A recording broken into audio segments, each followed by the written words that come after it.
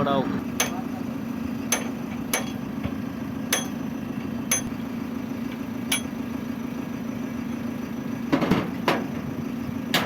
ਪੈਰ ਚੈਰ ਬਚਾ ਕੇ ਕਿਉਂ ਜੋ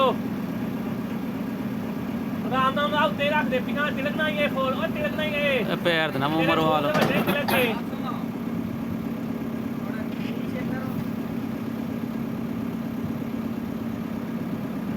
ਉਂਝ ਹੀ ਫ੍ਰੀ ਹੋ ਗਿਆ ਸਰ ਸੈਂਟਰ ਜੂਨ ਬੈਲਟ ਪਾ ਉਹ ਬੈਲਟ ਉਂਝ ਲੱਜ ਜਾਣਾ ਵੇ